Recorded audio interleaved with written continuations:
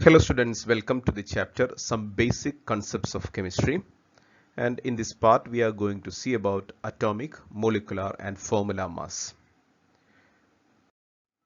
So let's begin with atomic mass. What is atomic mass? Atomic mass means is nothing but mass of an atom. So we know that each and every matter is made up of atom, and each atom has its own mass. So atomic mass means nothing but mass of an atom. So first of all, what is the unit to measure mass? In different countries we use different measurements. For example, in US they use pounds, whereas in India we use kilogram. So there is a body called the System International IUPAC body that standardize all the measuring units. So in the case of mass, there is a standard unit recommended by this international body, and it is kilogram. Represented or abbreviation is kg, kilogram, both in small letters. So 1 kilogram is equal to 1000 gram. So basic unit is kilogram, and you can convert that according to the scale that you are using. So 1 kilogram is equal to 1000 gram. So in order to determine the atomic mass, so the topic is atomic mass. In order to determine the atomic mass, the technique used was mass spectroscopy. So using this technique, you can identify atoms based on their mass. So you can also determine the mass. So using mass spectrometry, it is possible to determine mass of an atom. And once the mass of an atom is determined, you can identify it as a particular atom. So atom of hydrogen has a particular mass, atom of oxygen has a particular mass. So all the different atoms have particular mass. You can identify it using this technique, mass spectroscopy. So using that technique, we have identified the mass of hydrogen atom as 1.673 into 10 raised to minus 24 gram, which is an extremely small value. So what does this mean? This decimal place has to go left.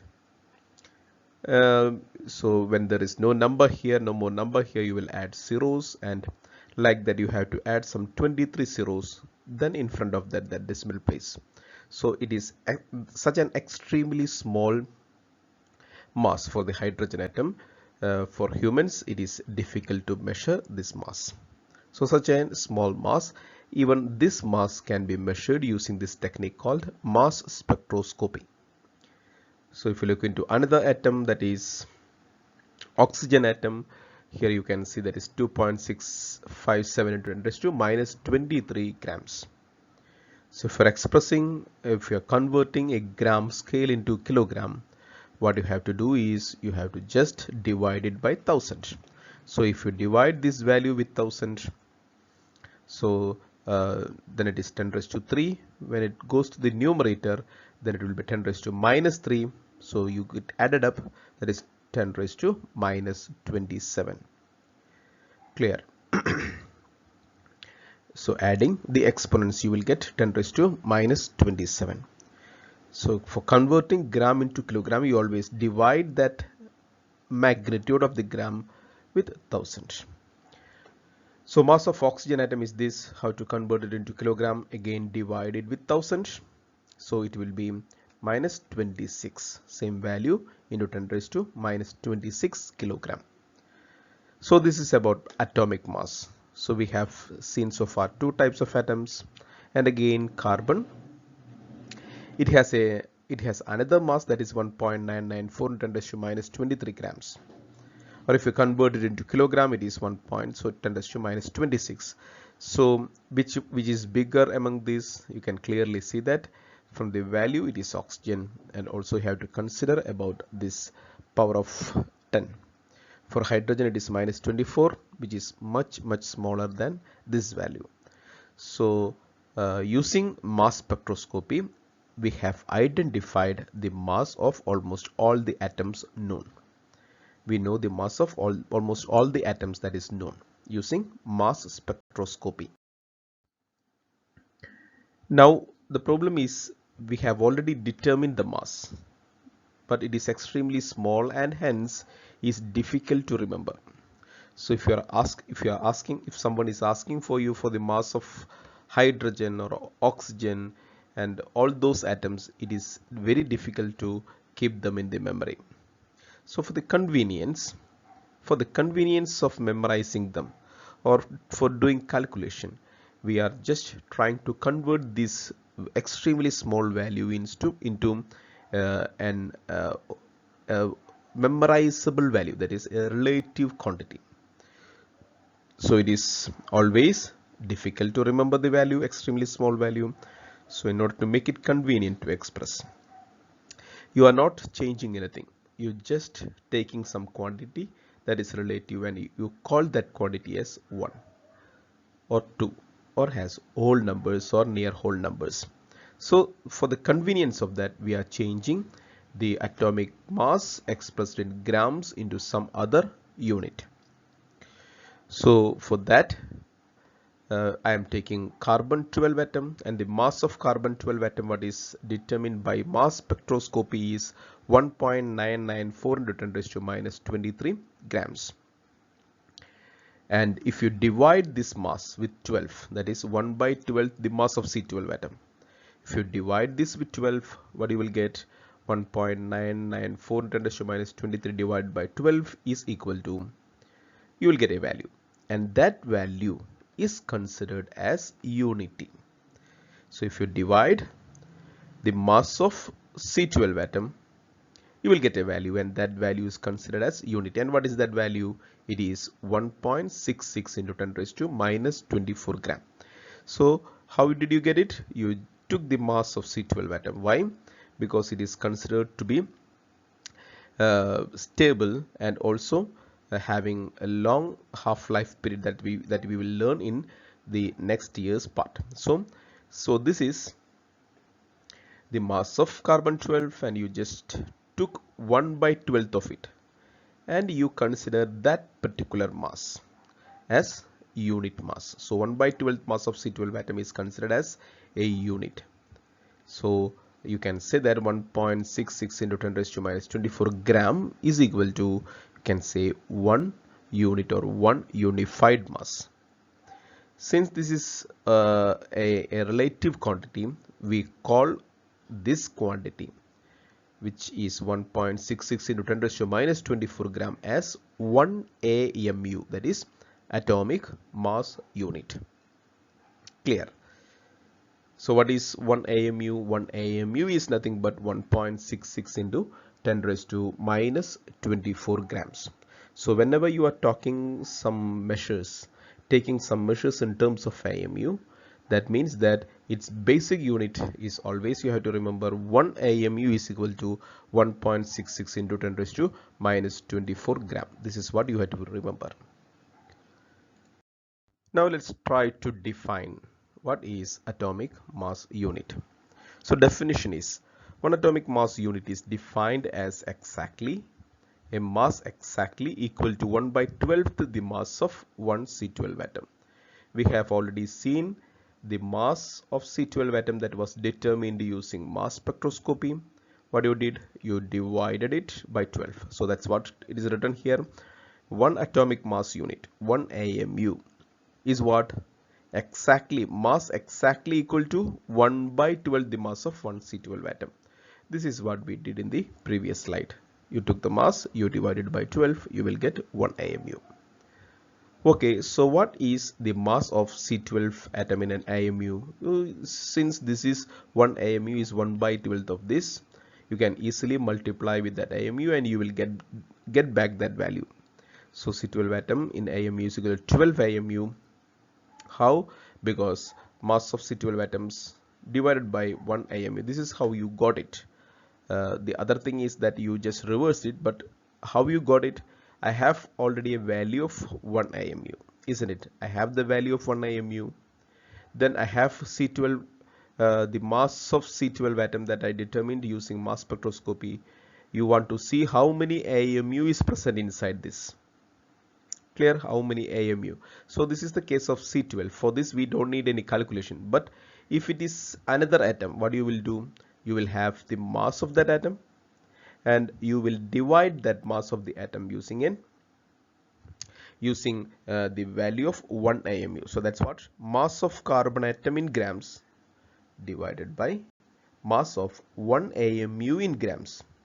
So 1.994 into 10 raised to minus 23 gram is the mass of carbon 12 divided by 1.66 into 10 raised to minus 24 is the mass of 1 a.m.u. So while doing that, you will get 12 a.m.u. So this is just an example to show how to get how many atomic mass units are there in an atom. Clear? How to get the number of atomic mass units in an atom. This is just an example. You can do this for all type of atoms.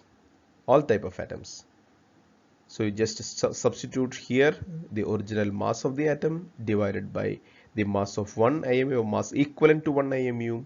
You will get how many times this 1 a.m.u is present inside this entire mass. Clear? In this case it is 12 a.m.u. Why we got it? Because we have taken this value by dividing it with 12. This value with 12. I got this value.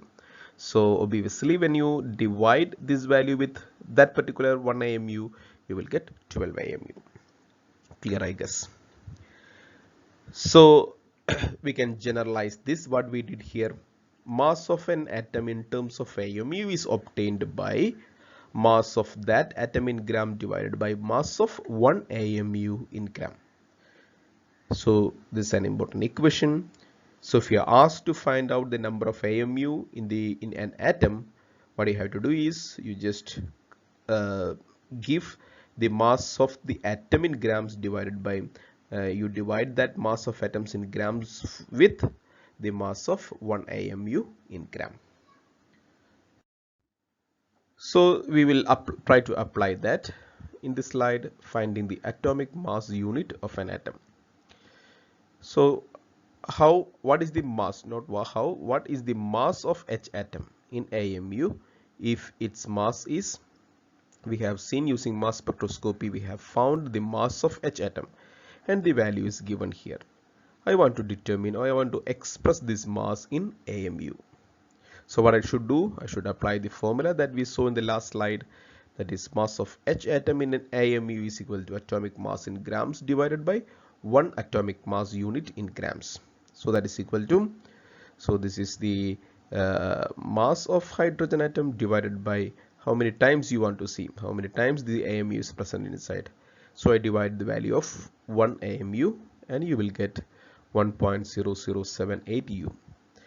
So in our according to our standards in class 11 and 12, we won't take this exact value. We will make it an approximation, giving it an approximation that is equal to 1 unified mass. U is called unified mass or unit mass, or 1 a.m.u.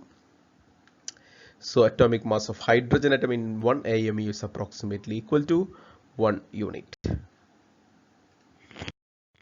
So next, what is the mass of oxygen atom in a.m.u if its mass? So the mass of oxygen is given. What we have to do, we have to apply the same formula that what we did for hydrogen. So mass of oxygen atom in a.m.u, you will get it if you are substituting for these values, that is atomic mass of oxygen in grams. It is given and we know the value of 1 a.m.u. So just simply substitute it to 0.657 10 raised to minus 23 is the value of oxygen, and you substitute for the value of 1 a.m.u, that is 1.66 into 10 raised to minus 24 grams. You will get 16.01 u. So to make it easy, we will round it off to 16 u. So exact value 6.01 u. For our convenience, we are rounding it to 16 u. So using 16 for oxygen is convenient, or is acceptable in for our standards of +1 and +2. So atomic mass of oxygen atom in a.m.u is equal to 16 u. Now atomic mass unit, we have a different type of calculation. If you know the atomic mass unit of an atom, so in the last slides we were trying to find out the atomic mass unit. And in this problem, we know the atomic mass unit, that is 32.065 in the case of sulfur atom. So this is what we know. From this, if you know this, then you can calculate the exact mass of sulfur. How? So we know that it is a reduced version using a unit.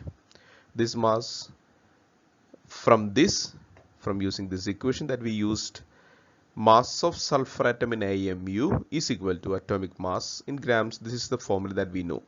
Mass of 1 a.m.u in grams.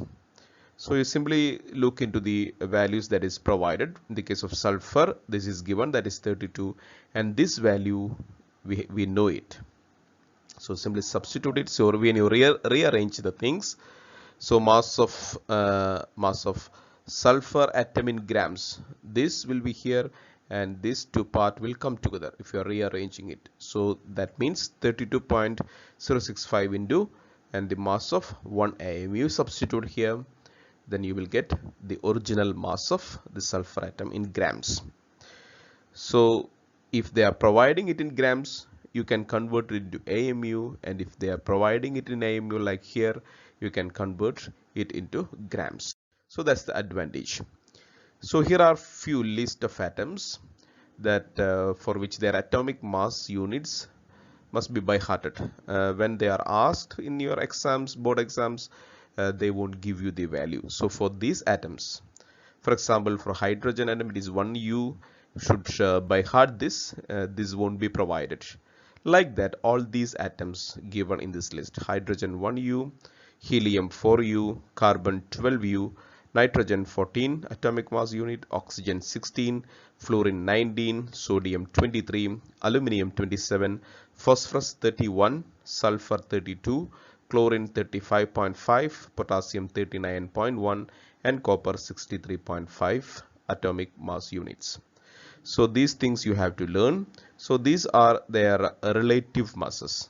If you want to get the real mass, for instance, in the case of copper, you have to multiply this with 63.5 into 1.66 into it's that value you have to substitute, so that you will get the original 10 raised to minus.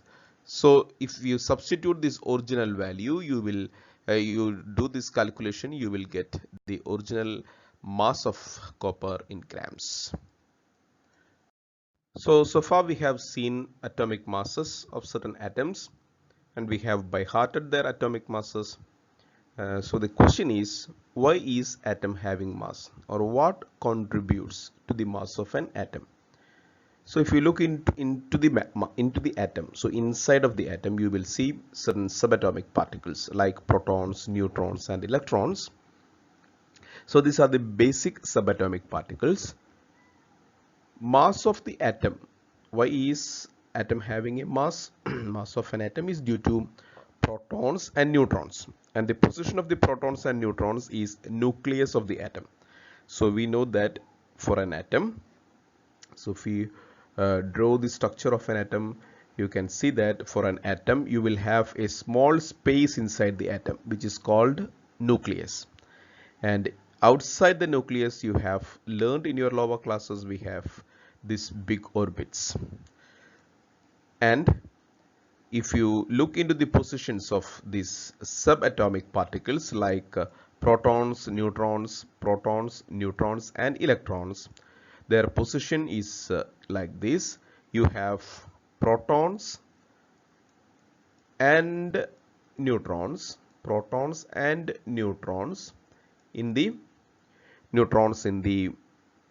protons and neutrons in the nucleus, whereas electrons is outside the nucleus.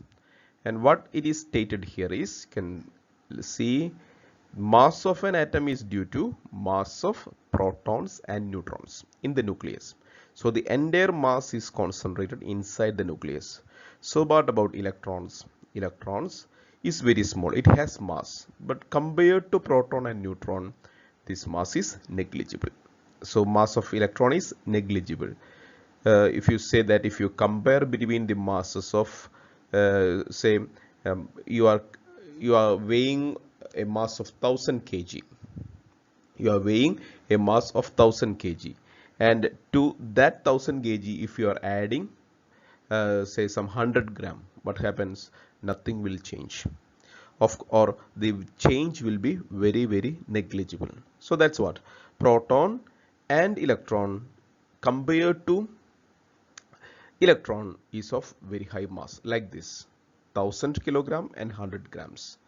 So into that, if you are adding the mass of course electron is having mass, but into the mass of proton and neutron, if you are adding the mass of electron, it is nothing. So you can say that while counting the mass of an atom, you're supposed to count only protons and neutrons, mass of proton and mass of neutron.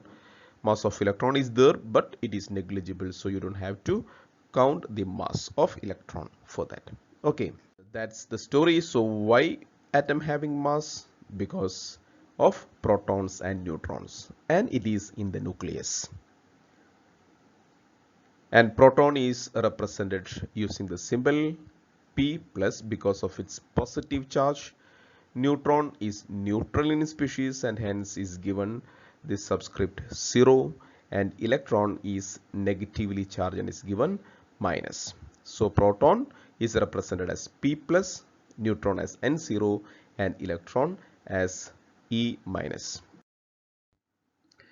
And if you look into an atom, you will see that mass of a proton is approximately equal to mass of, that is not perfectly equal to, but it is approximately equal to. But for us, for +1 and +2, we can consider it as mass of proton is equal to mass of neutron. Now next question is, what is the mass of a proton? So we know if they are equal, if you can find the mass of proton, that is equal to mass of neutron. And if you take atomic, so we are going to find out in a different way what is the mass of proton. And one basic thing that we should know before this calculation is that mass of proton is equal to mass of neutron, though their charges are different. Proton is positively charged and neutron is neutral charged. Their mass is the same. Okay, so we have learned that for a carbon 12 atom, its atomic mass unit is 12, and if you count the number of protons and number of neutrons, you will see that in C12 we have 6 protons and 6 neutrons, so their number together make 12. And we have learned that, so it is 12 atomic mass unit, and the number of neutrons and proton is 12 atomic mass unit, and the mass of atom is due to proton and neutron. This is what we have seen in the last slide. Mass of atom is due to proton and neutron. Clear? And their mass is the same. So what will be the mass of one proton? Since their mass is the same, and it is because of their mass that atom is having a mass, and the total number is 12. Clear? So what will be the mass of one subatomic particle in this case will be equal to mass of proton is equal to 1 a.m.u. Clear? It is because of this 1 a.m.u we have 12 such particles. Since their mass is the same, we can count it as same, like 6 proton plus 6 neutron, it is equal to 12. And since they are 12, since their mass, sum of their mass is 12, you can say that atomic mass of atom is 12 a.m.u. So it's clear from where this a.m.u come from. A.m.u come from the unit mass, that is from the basic particle, that is proton and neutron, and that is equal to 1.66 into 10 raised to minus 24 gram. This we have already learned. So this is that we are just forgetting about this approximate value. We are saying that mass of proton is equal to mass of neutron, and which is equal to 1 a.m.u, and the value of 1 a.m.u is equal to 1.66 into 10 raised to minus 24 grams. So what is atomic mass then? So here in this case it is 12. How did it get the value 12? So you just add these numbers. How many protons are there? How many neutrons are there? Because add each proton is contributing 1 a.m.u. Each neutron is contributing 1 a.m.u. So if you just add them up, you will get this atomic mass number, atomic mass unit of that atom. So atomic mass is equal to number of protons plus number of neutrons. So it is just a number, isn't it? So we can call, because of that, atomic mass is also called mass number. Why? Because you are just counting protons and neutrons. Since their value is 1 a.m.u, since their value is 1 a.m.u, you can just count the number and say that their sum is the atomic mass. So we can also call them as mass number, which is represented by the symbol capital A. So mass number A, we are coming to mass number A. What is mass number? It is the sum of protons and neutrons in an atom. So it is also representing the atomic mass. So we have already learned mass number and atomic mass is the same. And what is it? Number of protons plus number of neutrons. So if you are representing an element, say X, you are supposed to write the mass number on the left top, on the left superscript position. When you are representing mass number should be always written on the left top of an element. So if X is an element and A is its mass number, then you should represent it like this. So we have already learned the mass number or the atomic mass of few elements. How to represent that? That is hydrogen. It has atomic mass of 1 on the left top. Helium, it has atomic mass of 4, left top. Carbon, sodium, sulfur, potassium, so on. So always the atomic mass is written, that is A, symbol A. The number corresponding to A should be written on the left top of the symbol of the element. This is a symbol of the element, you have to write it there. So for all, that has to be followed. Now, a new term, or the term that you are already familiar with in your lower classes, is atomic number. We generally represent atomic number using the letter capital Z. What is atomic number? It is number of protons in an atom. Atomic number is nothing but number of protons in an atom. So how to represent atomic number 2 into how to incorporate this Z value into a symbol?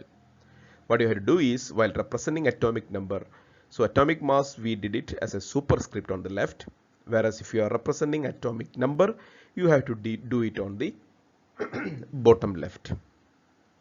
So we know for hydrogen the atomic number is 1. It is represented on the bottom left.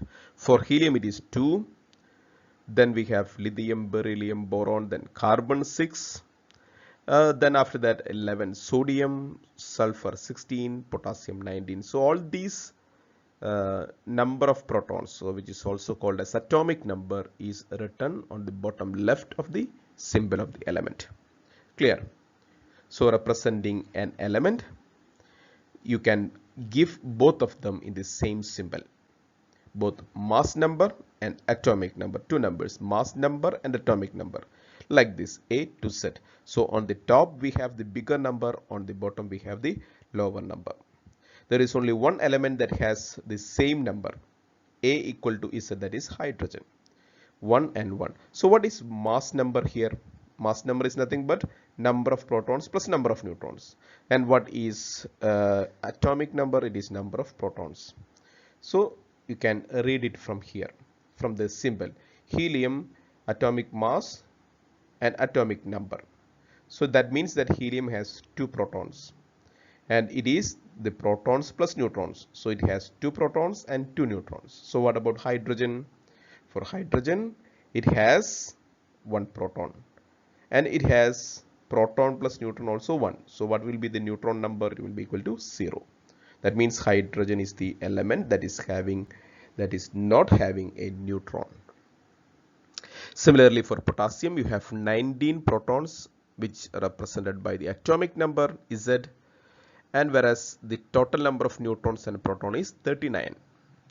So if this is 19, what will be the neutron number? It is equal to 20. So this is what we are going to see. A is equal to Z. Z means atomic number plus number of neutrons. This, how to calculate the number of protons and neutrons? We have already done it. It's very easy. So atomic number of hydrogen is 1. How much neutrons does it have? We have already seen. this is the value, that is the top A. Here it is 1, on the bottom Z, that is 1 plus neutron, which will be equal to 0. So the number of neutrons in hydrogen is equal to 0. On going further, you have another element, aluminium, which has an atomic number of 13 and mass number 27. So how to get the number of neutrons here? Just take the mass number and subtract number of protons from it, or atomic number from it. So how to get it? A is equal to Z plus number of neutrons. Substituting the values, you will get number of neutrons is equal to 14 in the case of aluminium. Okay. Then the next one, certain elements have same atomic number, but their mass numbers are different. So they have the same atomic number. Atomic number means Z. Number of protons are the same, but their mass numbers are different. So they have the same number of protons, but they will differ in their number of neutrons. Comment for the reason for the differences in the mass number. Why do they have different mass number? Because since the atomic number are the same, number of proton are the same. And why do they have? Because the difference in the number of neutrons. Such elements are called isotopes. You have learned this in lower classes, isn't it? So elements having same atomic number, that is, they have the same number of protons, but different mass number, are called isotopes. So let's look into an example. Carbon has 3 isotopes. Look at their symbol. You will see that on the bottom left you will have always the same value. That means they have the same number of protons. So how do they differ? They differ in their mass number, because the number of protons is minimum for C12 and maximum for C14. So for carbon it is 6 number of neutrons, for carbon 13 it is 7, and carbon 14 it's 8 is the number of neutrons for this species. Clear? So that is isotope. Now again, there are certain other elements having the same mass number. They have same mass number.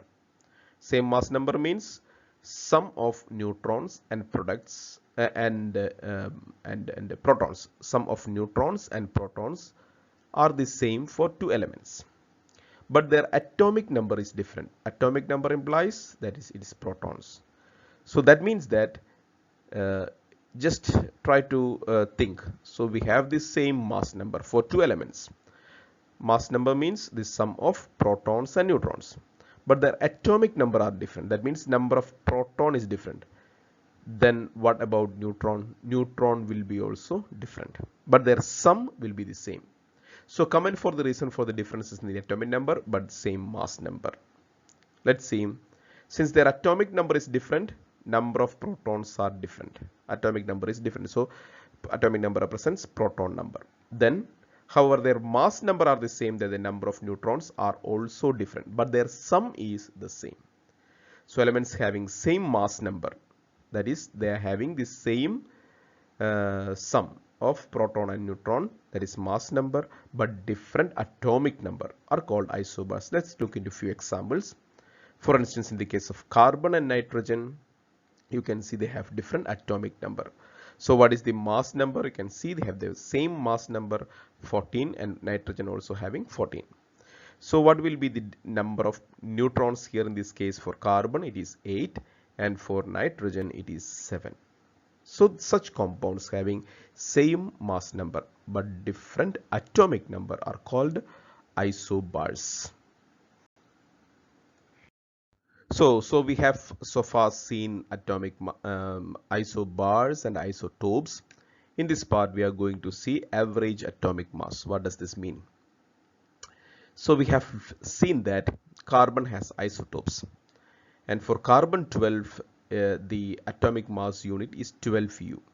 But if you look into the periodic table, certain periodic tables might have shown the atomic mass of carbon as 12.01U. Why is it so? There is a fraction. Why is it so? Because we know that now for carbon it is not only the atom that is having 12 a.m.u. We have isotopes of carbon. So all belong to the same element. Only difference is that they have different number of neutrons. Here they have 6, here they have 7, here they have 8. So, but they belong to the same carbon with the same atomic number. So, when I am considering the mass of carbon, not just carbon 12, mass of all the carbons, I have to take the average. So if I want to take the average, I should find out how much carbon will be there if I am taking a sample of carbon. How much carbon 12 is there, how much carbon 13 is there, how much carbon 14 is there. Then I have to take their average. How to take that? So when I look into the nature, carbon 12 is present in this percentage. So if I am taking 1 gram of carbon, for instance, the abundance of carbon in nature is, or C12 is 98.892 percentage. So in every 100 carbon atoms, this much will be in C12, will exist as C12 isotope, whereas every 1.108 percentage will exist as C13, and C14 is very rare, extremely small. So that means that out of 100, this much will be C12, this much will be C13. So if you are saying, if you are considering that 1 gram of carbon, 98.892 percentage of that 100 gram of carbon will be contributing 12 a.m.u, and this percentage will be contributing 13 a.m.u to that mass, and this percentage will be contributing 14 a.m.u to that mass. So how to find the average? Very simple. Average atomic mass is equal to, you multiply this a.m.u with its percentage, isn't it? 12 into 98 plus 13 into its percentage plus 14 into its percentage, then whole divided by the total number, that is 100. Out of percentage is out of 100, so I divided by 100. So what I will get is 12.01 U. That's the reason for this one. What is it called? It's called average atomic mass. So what is actually average atomic mass? It is the atomic mass of an element that has different isotopes. So you are considering all the atomic masses. For instance, I have given you few slides ago, I have given you to Byheart certain values or certain atomic masses few slides ago, and in that there was chlorine 35.5. We know that the mass number is the number of protons and number of neutrons. So number of protons and number of neutrons will never be a decimal place, isn't it? Then why chlorine is having this decimal point, that is 35.5 was its atomic mass unit? The answer is here. You will get the answer from this slide, because chlorine is not just one isotope. Chlorine has many isotopes. You have to consider these isotopes also, and their abundance, their mass, all these things you have to consider while calculating atomic mass. So once when you calculate the atomic mass by considering their mass and their abundance, you will get a value like 35.5 U. Clear, I guess. Now next, what is molecular mass? So what's the difference between an atom and a molecule? In atom we have just one atom, whereas a molecule means it's a combination of atoms. How to get the mass? Very easy. If you have an molecule, to get the molecular mass, add atomic masses of all the atoms present in it. The reason is that in molecule, the entire nucleus of the atom will be there. Entire nucleus of the atom will be there. What is changing is the number of electrons. So you can just add all these atomic masses that is present inside atomic atoms of atoms present inside the molecule to get the molecular mass. So let's, for example, molecular mass of CH4. Molecular mass of CH4. What are the atoms present? 1 carbon and 4 hydrogen. So just simply add them up. Carbon has 12. We already know it. And for hydrogen it is 1. How many hydrogen are there? Such 4 hydrogens are there. So 12 plus 4 into 1, you will get 16U. So it's easy. Molecular mass of water, 2 into 1 plus 16, that is equal to 18U. Molecular mass of CH3COH. Again you have 2 carbon atoms here. So you just add them, multiply them, then add it with rest of the things. So 4 hydrogen, then 2 oxygen, You add them up all and you will get 60U.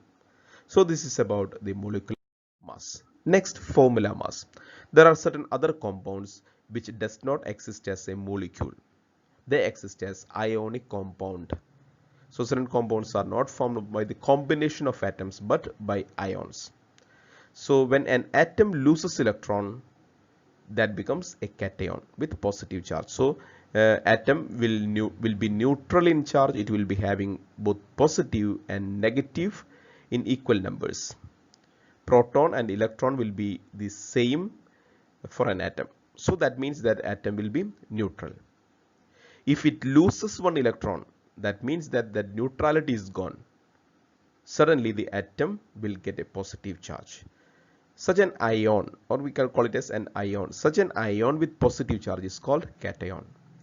And when atom gain electron, so this electrically neutral atom is having one additional electron now. That means that the net charge on that electron will be negative. So in that case, you call that ion, negatively charged ion, as anions. Clear? So we have lost electron here. As a result of that, we have the atom has now become an ion, and positively charged ions are called cations and negatively charged ions are called anions. So for instance, sodium always have a tendency to lose electron and become unipositive Na plus ion. Unipositive means it has only one positive charge. On the other hand, chlorine always have a tendency to gain electron and become Cl minus. Now we have, if you look into this reaction, here sodium lost electron and that electron is gained by chlorine. That means that after this losing and gaining, you will have Na plus and Cl minus. That is cation and anion. They will combine to form a ionic compound. Why it is called ionic compound? Because its constituent particles are ions. Na plus and Cl minus formed will join to form an ionic compound. What is the bond between them? In physics you might have learned some forces called electrostatic or Coulombic forces. So such forces are binding them together between positive and negative ions. Clear? So Na plus Cl minus is not a molecule but a formula of an ionic compound. So you cannot, if you are trying to calculate the mass of this, you cannot call it as a molecular mass. You have to you will look into the formula and find the mass. So you call them as formula mass. So mass of salts. Salts, in the case of salt, what is salt? Salt is formed between cation and anion through electrostatic force of attraction. So you can say that these are not molecules but they are just ionic compounds which has cations and anions in it. So in order to get their molecular mass, what you will do is, in the case of this compound, for sodium I know it is 23, so I will write it here. So for sodium it is 23 and for Cl minus it is 35.5. You just add them up. So you will get the resulting thing, that is 58.5 U. Clear? So this is what you can see here. Formula mass of Na plus Cl minus giving 23 plus 35.5. That results in 58.5. Okay.